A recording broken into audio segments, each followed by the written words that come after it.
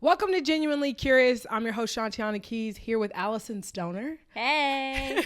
I did want you to kind of introduce yourself because I know you're in a bit of a, is it okay to say you've had a transition period since the last time we got together, right? Yes. So what would you classify, I guess? Where are you? What is the working title? What is the of working this title? chapter? Yeah. Of my life? Which is I feel like relatable to a lot of people. Yeah. Formerly known as kid performer. Okay. Then I was going to say troubled teen, but I wasn't outwardly troubled. Yeah, I was okay. just having a panic Inner attack. turmoil. But aren't we all Yeah. in our teens? And then young adult existential crisis. Okay. So then I founded a company, so I could be considered a founder these days of a mental health company. And I'm adding some new titles with writing some projects currently and producing, but I'm really stepping away from entertainment. Okay. And I can't tell you how much I love it. Really? Oh, yeah. So I can high five you, say tag, you're it. You can head into the deep end, and I'm going to the kiddie pool. I'm just here to relax now. In a very different way, though. I mean, you were like in it. I was in it, yeah. I very much so want to be an observer of the people in it. And comment on it. And comment on it with no credibility about it. Yes, a talking head, if you will. Yeah. It looks great on you. Yeah. That's literally what I do. Okay, let's talk about Movement Genius. You just mentioned it, your company that you founded. What was the passion behind that and the reason, motivation?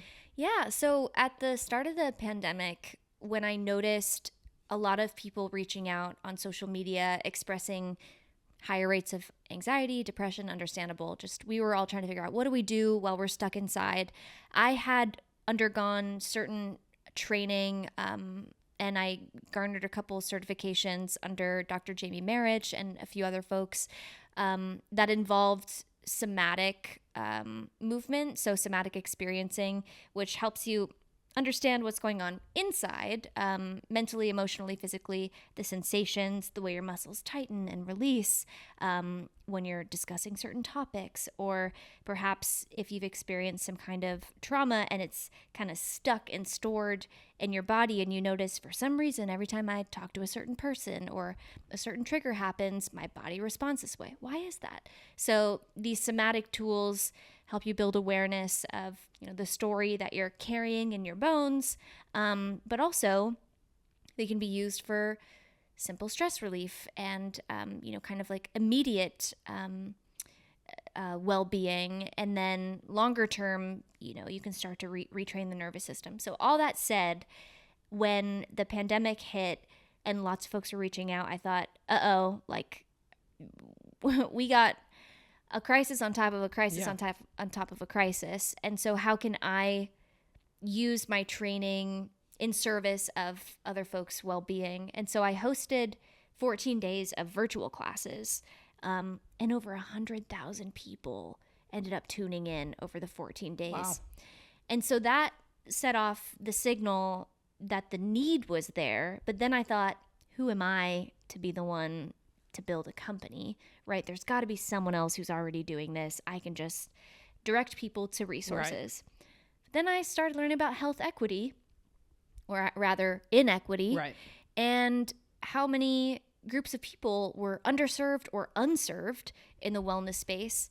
And then I thought, okay, well, I don't want to exacerbate health inequity by building yet another company that only treats people of certain identities, embodiments, areas of need.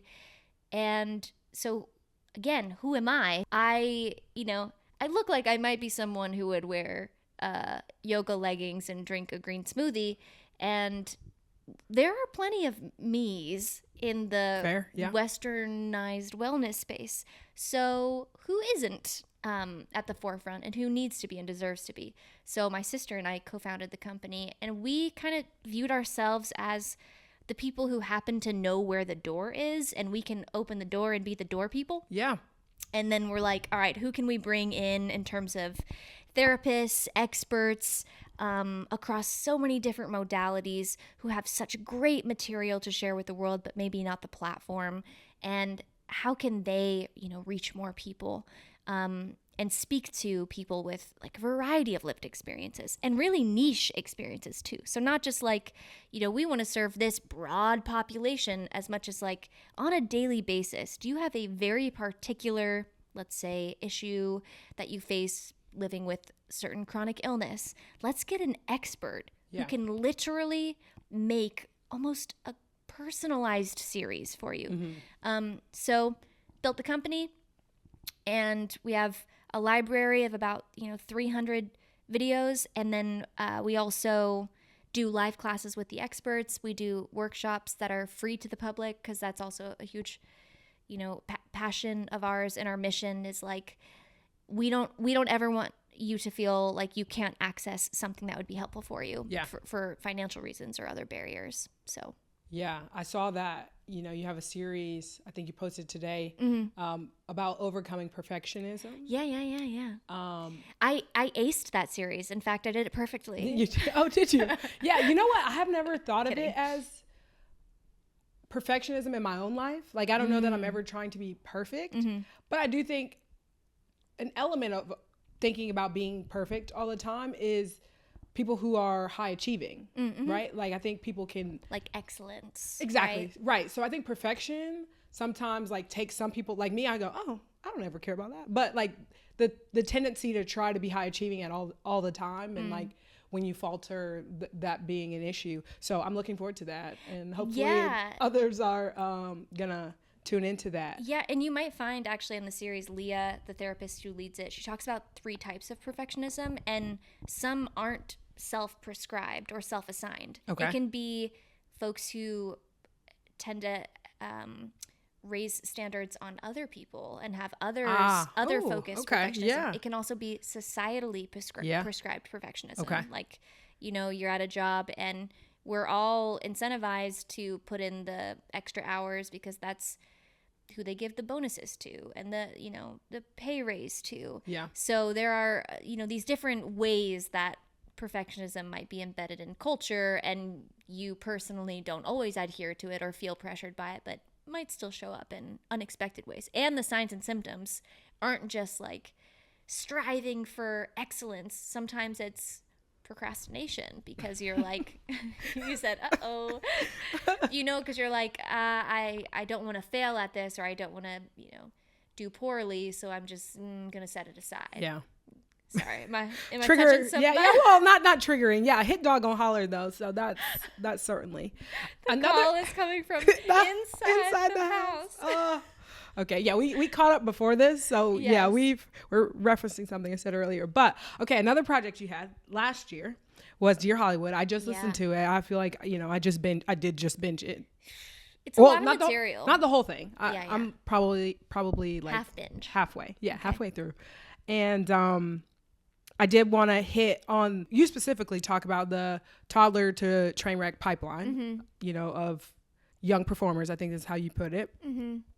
But, on this podcast, I talk about athletes a lot. And in listening to that, I thought about these kids who are public facing now in a way that they were not in college. Or they are in college now, but they're public facing. High schoolers are getting name, image, likeness deals, so much money. Are you familiar with name, image, likeness? I am, okay. But I didn't know they were doing that with high schoolers now. Oh yeah, they approved it in Georgia that you can be a high schooler at NIL right now. So wow. Yeah.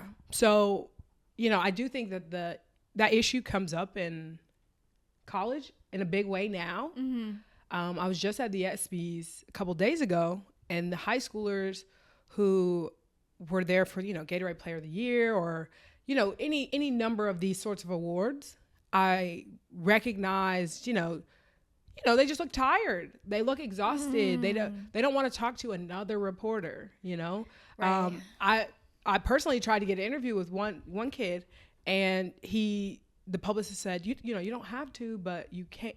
And he just said no. And in my head, of course, like that sucks. I don't get that interview, but I said it was fine because I can see why you would be a 17, 18-year-old and you don't want to talk to another person. Right. You've been doing it for a week. Yeah. Like, why would you want to do that again?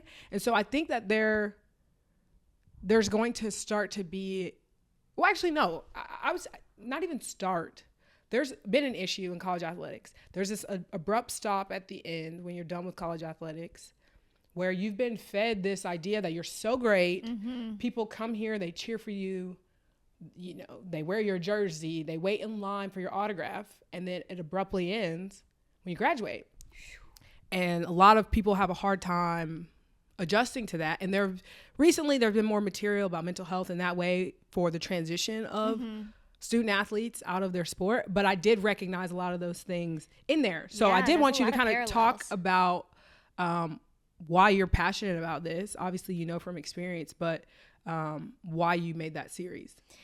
Yeah, I mean, I made this series because I think we represent young people in society in very telling ways. At least in the US, like we've got a bit of an obsession with the child prodigy, and the gifted child, and that's for many reasons, right? Like, yes, a parent might innocently think it's just about being proud of your son or your kid, but there's almost always this like cross-cultural set of variables, like our obsession with fame and notoriety and status, and how that, you know, bakes into pushing your child a little bit further. Maybe depending on your family's history, having a quote unquote gifted or high performing child might be the quote unquote ticket for future security, and safety for the family. And, you know, like it can have so many different layers to it, but at the heart is this kid who doesn't have any other map of reality or reference point, so is just taking in all of these really extreme scenarios. For a kid performer, you know, on television, let's say you're working, you know, you should only be working a certain number of hours a day, but with training and everything else that goes into it, and press and all these things, let's say you're going at it for like 16 to 18 hours a day sometimes, and you're a kid, and that's all you know. You only know heading outside to watch the adults have a smoke break while you're like, you know, shooting the breeze with 40-year-old, you know, guys on the crew. And then you've got a reporter in your face, and you suddenly have to not only think of yourself as a human, but also a product, and now also a commercial entity. And then you've got to deal with stalkers. Then you got to and it's like all of these other stranger than fiction elements. And we don't even have our full sense of an identity formed yet. So with athletes and with, you know, even let's say like a chess champion who's super young, like it can be anything.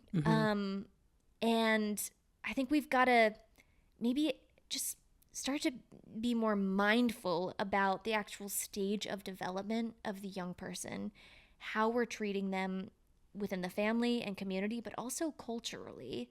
And then like what happens when we elevate them to a certain status and then just kind of drop them off. Yeah. And do not consider, like you said, this life after the early glory. But there's like, I'm sure we could go into so many different angles. Like, you know, if you're used to that hit of praise, let's say 100 times a day, I'm not saying this is like some kind of, you know, this isn't the worst complaint or the worst experience to have in life. Yeah. But it's just an element where psychologically, the second you don't get 100 hits of praise a day, now you're wondering, what's wrong? Right. Did I do something wrong? Am I not important anymore? If so, what can I do to correct this? Yeah. I mean, and again, like, this isn't now just athletes and young performers. It's anyone with a social media account who's like, yeah, these influencers. Oops, I used to get 100 likes. Now I got 30. What do I need to do to get that, you know, dopamine hit? Yeah. And you don't even know that you're doing it subconsciously. I feel like some of the accounts that I follow who used to show their children, you know, built their following for showing their children, are now abruptly changing that. Interesting. And so it seems like that's becoming more of a talking point. Yeah. But how do you see you know, this idea of toddler to train wreck kind of playing a role in the future. Because, I mean, we have kid influencers who have grown up, but not in the era of social media in the way that we know it now. Like, there are no TikTok kids, Yeah. you know. Yeah, I mean, there are fewer protections legally. So that is alarming because when it comes to, like, let's say protecting a kid's image, name, likeness, data, etc., we're in the Wild West digitally. Yep. And then this idea around consent, you know, a child can't fully comprehend what it means for potentially millions of people to be watching them on, you know, whether it's, you know, playing in a college game, or it's a young kid just waking up to go eat breakfast and the mom's thinks the kid's adorable and has to film it. Right. But consent is a fraught area. I think it's hard to bring this up to family and to suggest what might come across as quite offensive, to say, you know, maybe this isn't the safest thing to do for your kid. And I'm sure many guardians are going, no, this is harmless. I just love them. And so I think maybe we have to kind of collectively boost our digital literacy and practice some, you know, digital hygiene in certain ways. Because I think if we all had more education going into certain things, for many of us, it would give pause, at least, to how we approached it. And, you know, there was this other aspect of you know, being visible as a child nowadays, which is what I named being in your own home. Before, for a kid performer, we were going to set. So there was a physical location. And that transition of environment and, you know, group of people, it cued our brains and our bodies that we were entering, let's say, performance mode. And then we would go home. Well, now there's no separation between, you know, if you're an influencer for just existing, like, I don't know when is the camera on and off? When are you on or off? And how does that just interplay with a young person or any person's daily journey of trying to understand who we authentically are, and not who we are when we're perceived by others, or that our behavior will be, you know, criticized, you know, against whatever societal standard. So, yeah, putting a camera in front of a young person or any person, it does a lot. Yeah. And now we're all kind of and even just as someone who consumes media, I mean, I work with high schoolers every day, and I think about, they don't even know who they are because of how they're emulating something online. Right. And so it's just frankly negative, I guess, from both ends of it. You know, you've got young people having to put on, but also the young people who are viewing it are also, you know, having an issue with. Yeah. And we don't even know how many influences are imposed on us, you know, especially as a young person. You're like, oh no, I want to listen to this song just because I think it's cool. Mind you, that song algorithmically has been fed to you by a music label who targeted you, you know, using artist branding based on, let's say, gender norms and stereotypes. And it's like all of these layers, you know, and that's going to happen no matter what. You're raising a kid in a world where these systems exist.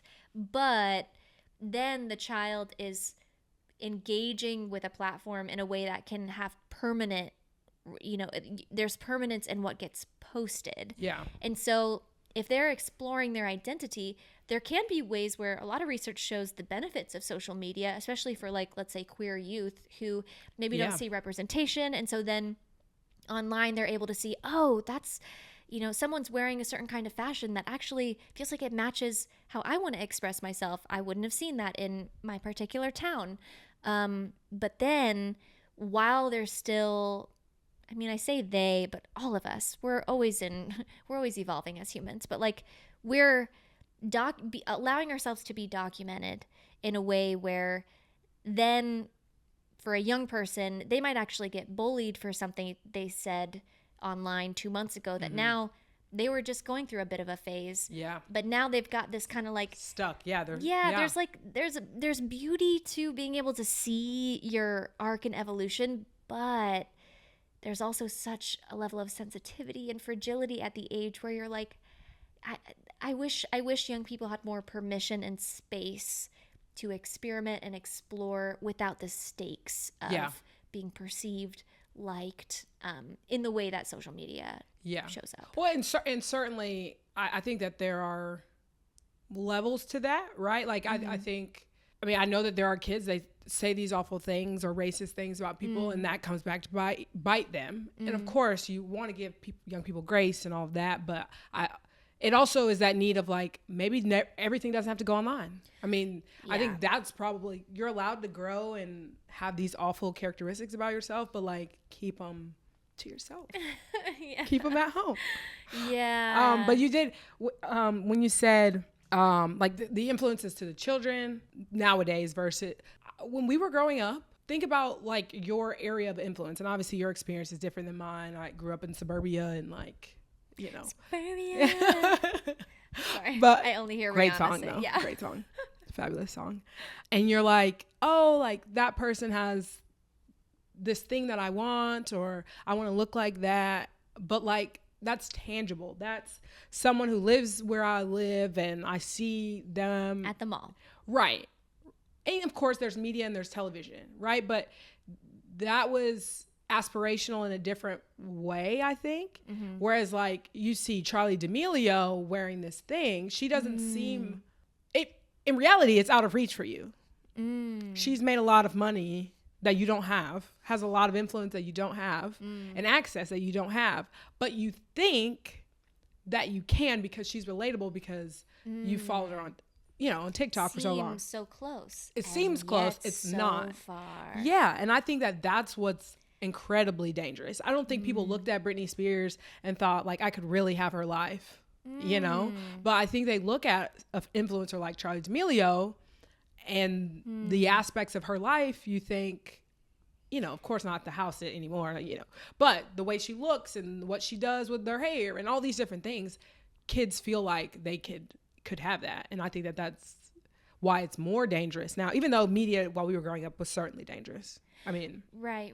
In Yeah, a lot of like ways. different risks. Yeah. And benefits. Like we can't always only look at the negative, but yes, there definitely are. I think as we get older too, we just start to see like, oh no, don't do it. Don't put the kids through it. Right. Yeah. And we're the only generation that kind of knows pre and post and are like literate in both. And I think millennials, like we have the sage advice. Okay. So I think people need to pay attention and listen to us when we say that. Yeah. Okay. But I do want to say, okay, you're a phenomenal writer. Oh, thanks. Thank you. When we did Simplexity some years ago. With Sue Bird. Yeah. I mean, I could tell then, but listening to Dear Hollywood, I was like, holy crap. Thanks. So you're a phenomenal writer. One, have you always been good at writing? Yeah, let's start there. Well, good is probably pretty subjective. Certainly. I have always... or just like had a knack for it, do you think? I've always relied on it for my own processing. Okay. I often find that if someone asked me to verbally process something that just happened, I wouldn't be able to find the words. But if you give me 10 minutes to write out my thoughts, then I'm more able to articulate it in any manner. I mean, I could turn it into an interpretive dance. But do you still dance at all? More for general health purposes and not like trying to get on a stage anytime soon. Yeah. Maybe never. But does that mean like you go to a class? That means you are in your home, like watching a dance tutorial? Like a fitness, or you're doing, what is Zumba? Zumba.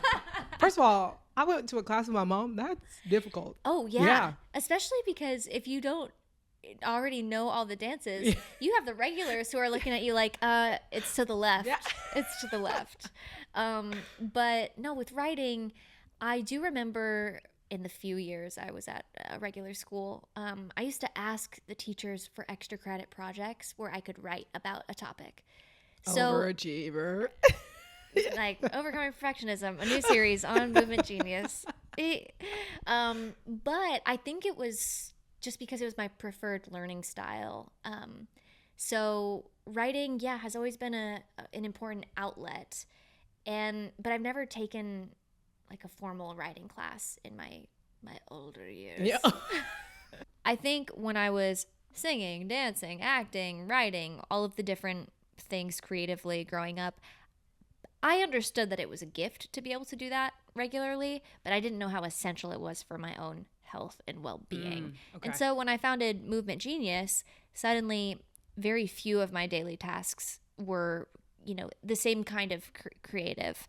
And my mental health took a hit for it. And so the last several years, I've now just been exploring as an adult what creative outlets actually feel aligned. And I realized, like, unfortunately, music and dance, as much as I loved them, they were always so intertwined with commercialized goals that I couldn't just do them for fun without still having a part of me being like, ooh, I should sharpen this and refine this and then release this, and then maybe I'll drop an album. Maybe I'll drop a new single. Yeah. Suburbia. So I started thinking, well, what else might I be interested in? And I realized I really love projects where I get to work with my hands and do different things that are like just tactile. So learning how to play instruments or building things. So that's kind of been like a new set of endeavors.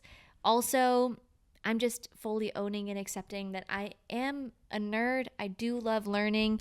I didn't get to go to regular school for the most part. And so I'm back at the city college taking a Spanish class. Oh. And because I wasn't in school when everyone else was learning foreign language, I was, talking to foreign press about some silly old project. So now I'm like, okay, I know how to say my name is in Spanish. Don't ask me. I was. Don't ask me because my accent won't be. Can I tell you? I once got an award for, like, I got some award for Japanese, I think, or some sort of award. I got an award for something, and they said she's the sign language club president. Okay, we had like 5 meetings. Okay, I don't know who put that down. I don't know if I put that down, but bottom line, I got up there and they were like, "Say hello" in sign language, and when I tell you, I froze. Oh. Yeah. So that's embarrassing. Anyway, it happens. But Spanish is going well. It's going well, but I also froze. The teacher called different students to the board.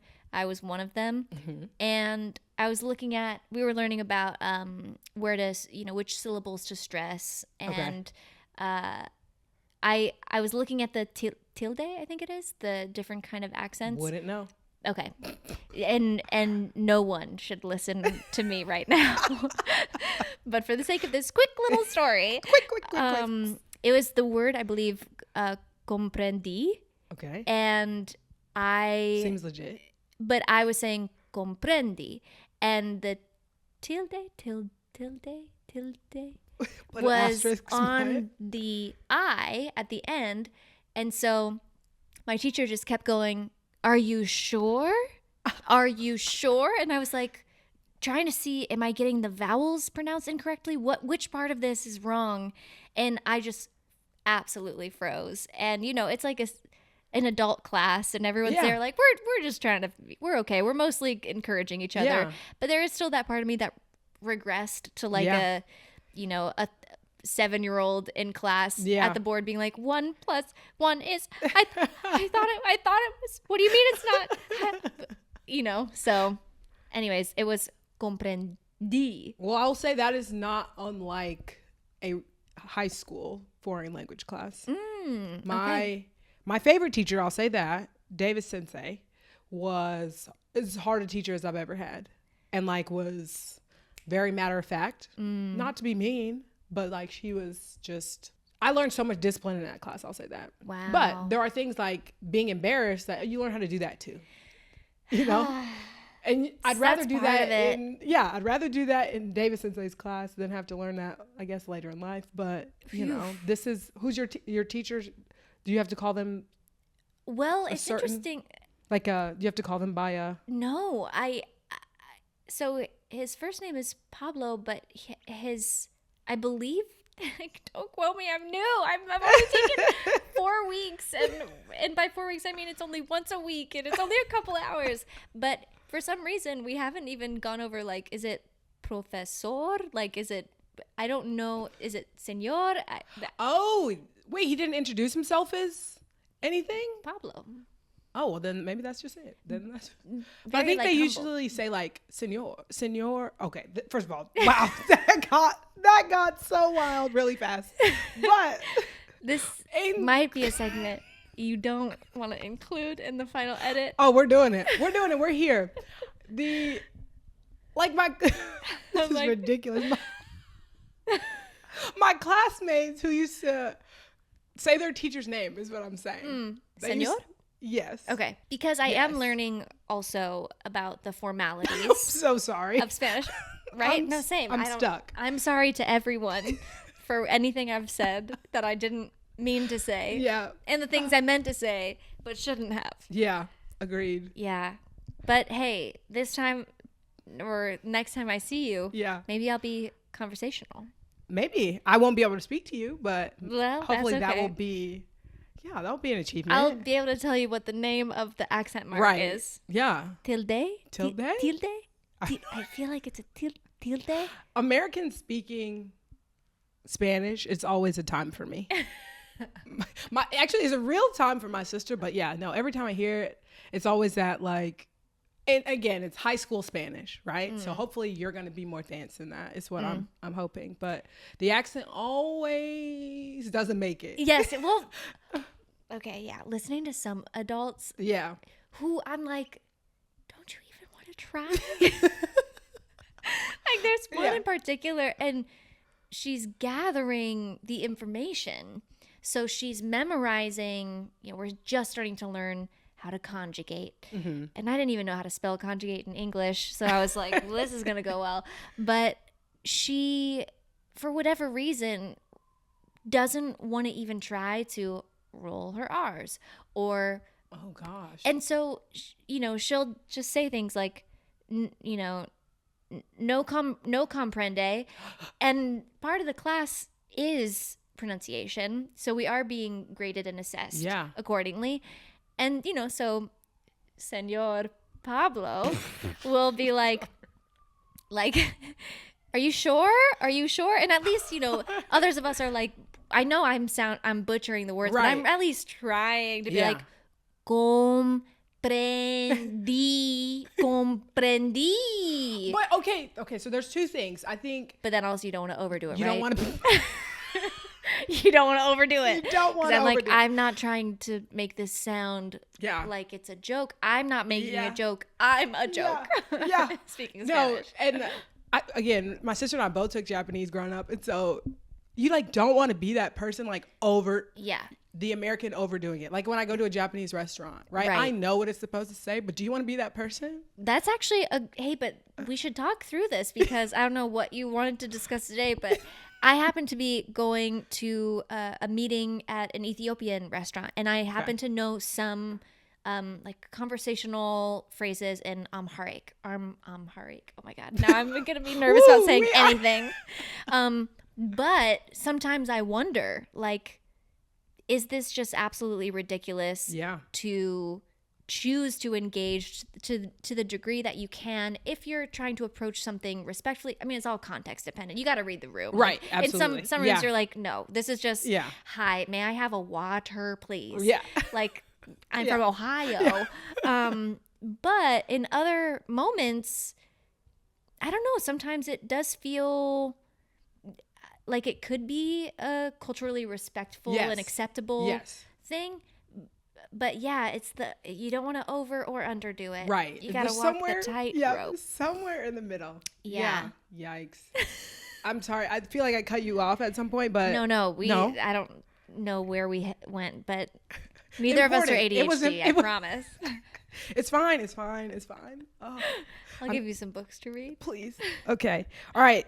We'll just call it rapid fire. I hate rapid fire. Okay. But same, actually. It's just I feel like it's a anxiety. Oh.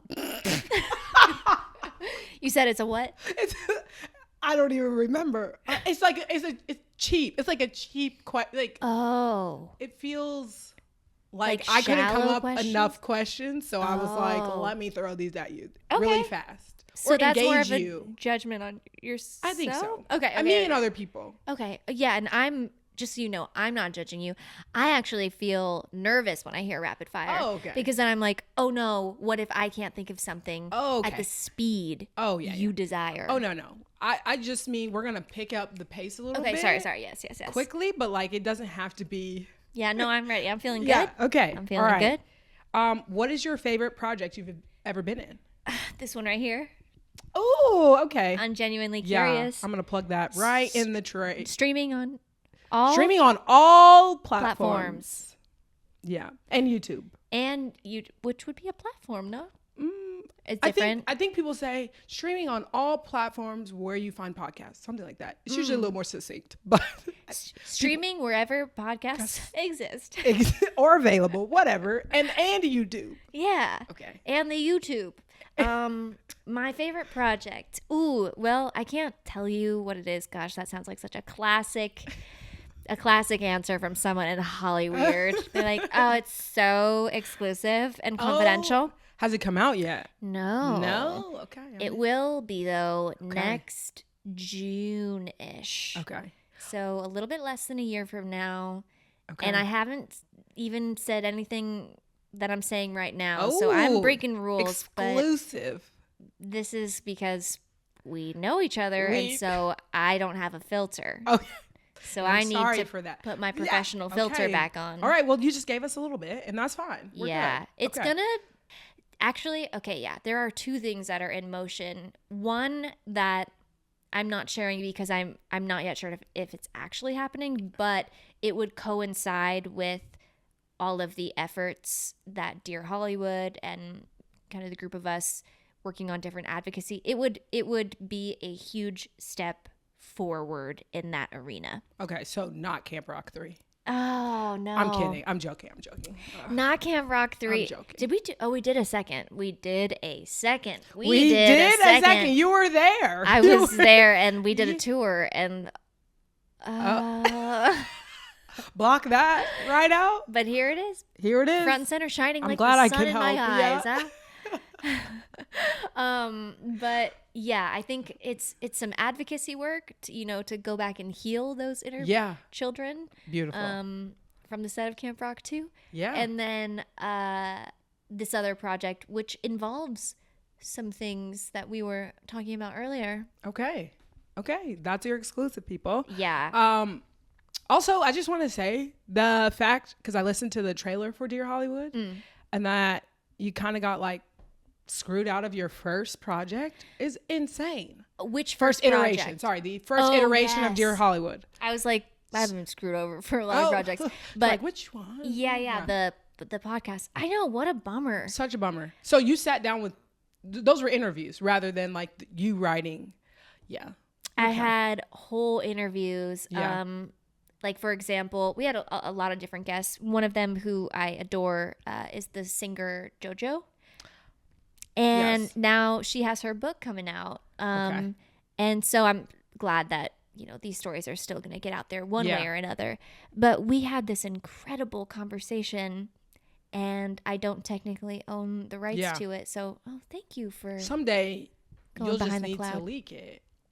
Or someone needs to hack. Someone needs to hack the computer. I would never. You would never. I would. I'm just kidding. No. You wouldn't. But if it got out. Yeah. Can you tell us anyone else that was on it? Or are we just saying JoJo? Let's see. Who can I say? Well, we were hoping to speak with Demi. But the good news is Demi ended up creating a documentary that's coming out, I think, in the fall. A different one. Okay. Okay, don't worry. I will cut it out. You need to just check the news and see if it's announced. Is it? Okay. I think. Okay. I'm in it. Ta-da! So again, the conversation didn't happen in the way I was, trying to organize it, but it still happened because that truth just wants to get out. Yeah. It always comes to, Sadly, Sadly, it doesn't. But I was about to say that, but I'm like, no, that's not true. Especially in this industry, I feel like. that's real. But in this case, we are getting our stories shared in ways that feel proactive, not just like, trying to sensationalize and dramatize things. Like, I think we're all coming into it going, how can we improve the conditions for present and future generations? A valiant effort. I also remember you said it was rapid fire. I just was about to say that. It seems like moderately paced, but that's fine. And that's fine because I interjected too, okay? And we're going for a nice beach cruise. Yeah. Sunday drive. Yeah. Sunday drive. I love it. Okay, what is your favorite sport? Oh. Okay. Well, I have the most experience playing basketball. Yeah. However, I actually really love playing tennis. And I am now, because I'm in my 30s and everyone's playing pickleball. Yeah. Finally just started playing, like, as in a couple weeks ago. But because of my tennis experience, it's a pretty quick transfer. Like, not to brag. Yeah. But like, just understanding lateral footwork and then knowing how to, like, strategically position yourself on the court. And there are obviously some rules are different, and please do not let me discredit the uniqueness that is pickleball. And pickleballers, are we pickleballers? I think they say that. Pickleball players. Pickleballers should be what it is. But yeah, so I've been enjoying pickleball recently. But man, I do have a fun story with volleyball growing up. Okay. Sorry, we're definitely on a cruise. Yeah, we're cruising. I just want to make sure you get out of here on time. Yeah, sorry, bye. Yeah. But I went to a volleyball camp, and I was, a little pipsqueak, probably shorter than everyone else. But I really wanted to spike over the net. So someone, got on all fours, and I was able to, yes, exactly what you're envisioning. Someone lobbed it over, and I stood on top of the person's back and was able to spike it. And then they called me Xena, the warrior princess. And that was exciting. That but then was aging us, I think, a bit. Yeah. But then I won an award for best digger because I would go for whatever. With whatever limb I could get, I would use it. And I saw that from my dad growing up. He was super athletic, and he would be able to get his foot all the way out there and flick it back up. So I was just trying to be like Mike. His name's not Mike. I was going to say, wow. Like Charles.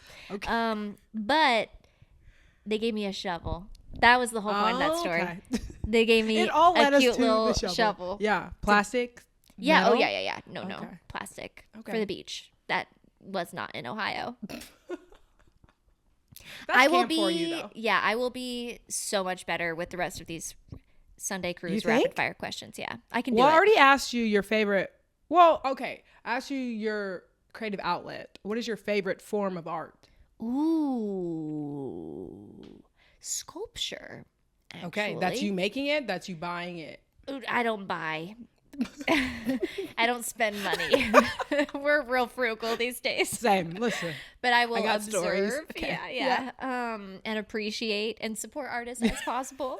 I'm not out there stealing either, I promise. But I admire sculpture. And I think it has something to do with human anatomy. Like, I admire artists who have had to study anatomy to such a degree that they understand, human form in sculpture.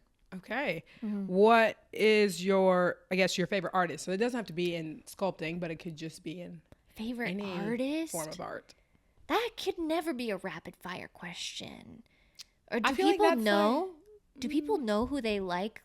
I guess do. They know Beyonce. Oh, well, that's like tried and true. You can't but go it's my wrong. Truth. It is. It's my truth. It is true. Dang. You know what? I'm honestly not sure. Okay. I think I would favor writers, poets. Okay. As a form of art. Okay. But I don't have any names at the top of my mind. Okay. I will say I have a collection of poems by Adrienne Rich, who is a queer poet, and a former partner introduced me to her poetry, and just some of the ways that she described mundane everyday experiences, it really it gripped me. Yeah. And so I like to, when folks come over to my home, I have an Adrienne Rich book out, and I let them flip through, and wherever they land is like a poem that we'll read over dinner or something.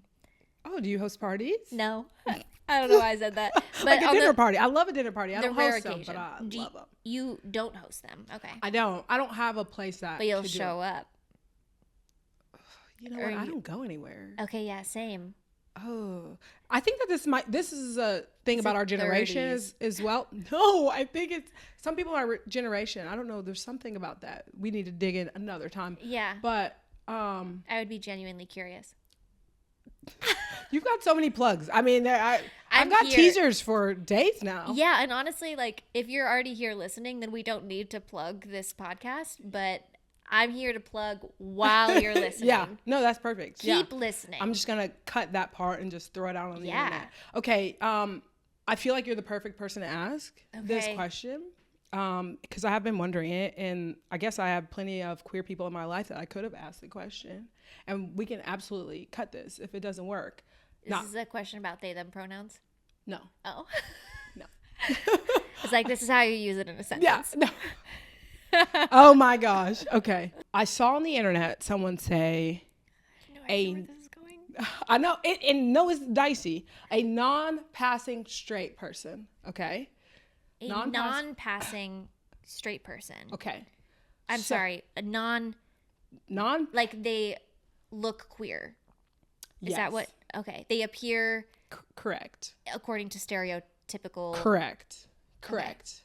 A non-passing straight person. So in my mind, that's where I have labeled myself because it happens so very often. I mean, I have more of a tomboyish kind of style, whatever. So is that an appropriate thing for me to say, or should we not do that? Wait, what would potentially be inappropriate?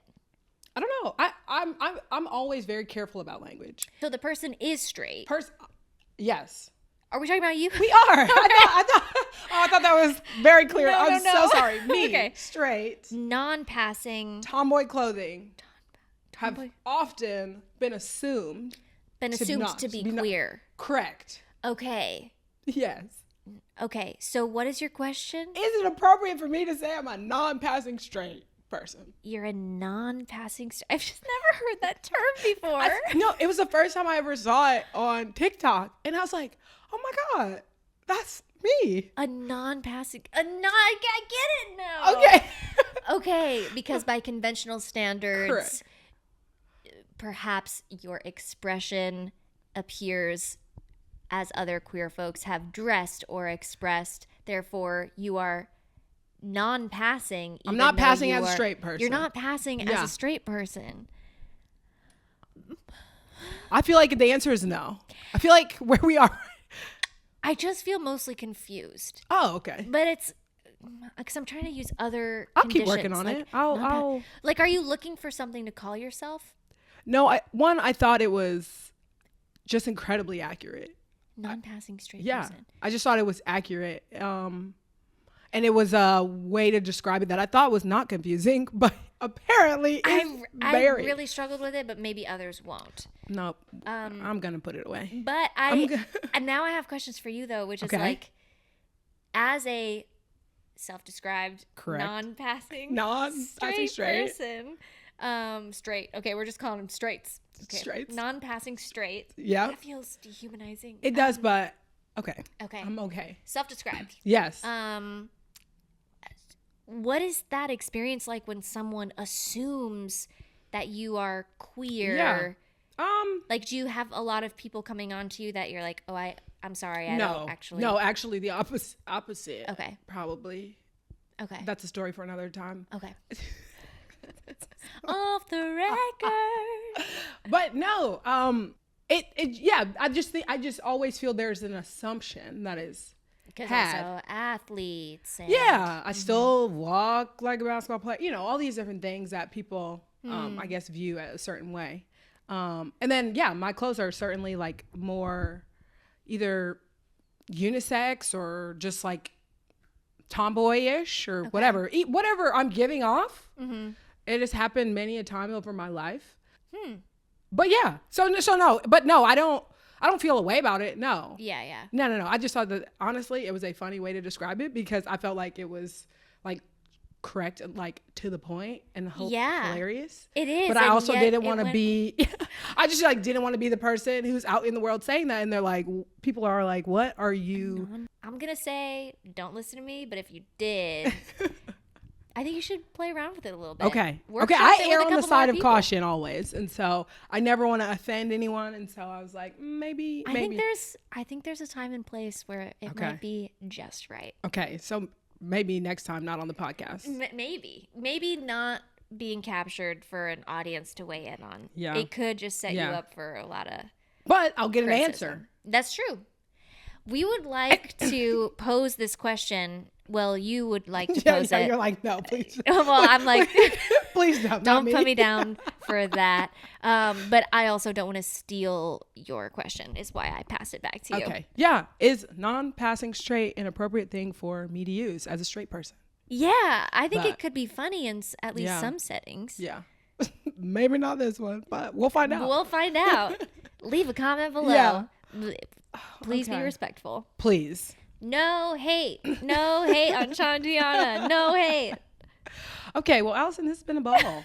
We definitely went over time, I'm but sorry, I appreciate your time. I hope we covered things that you wanted to talk about. No, I think we got every single question that I had. So. Looking over. Yeah, you're probably... Never have I ever done that to the interviewer. The comfort level here is... I know.